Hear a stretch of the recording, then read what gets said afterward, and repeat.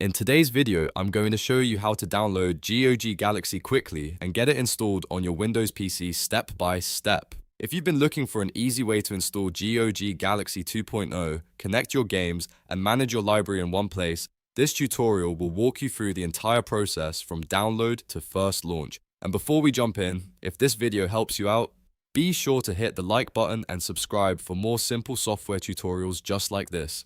Alright, let's get started. First, open your web browser and go to GOG Galaxy. This is the official GOG Galaxy page, and using the official site is the safest way to make sure you're downloading the correct installer. Once the page loads, look for the button that says Download GOG Galaxy 2.0 and click it.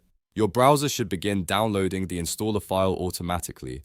After the download finishes, open the downloaded file called GOG Galaxy 2.0.exe. If your browser shows the file at the bottom, you can click it directly, or you can open your downloads folder and double-click it from there. When the installer starts, Windows may ask for permission to make changes to your device. If that happens, click Yes to continue. Next, you'll see the GOG Galaxy Web Installer. Click Install and let it begin downloading the required setup files. Depending on your internet speed, this part may take a few moments, so just wait while it prepares everything in the background. Once the files are downloaded and installed, follow the on-screen setup steps. You may be asked to choose your language, agree to the terms, or confirm where you want the program installed. In most cases, the default settings are fine, so you can simply continue through the installer by clicking Next or Continue when prompted. After the installation is complete, GOG Galaxy should be ready to use. At this point, you can launch GOG Galaxy from the Start menu or from the desktop shortcut if one was created for you.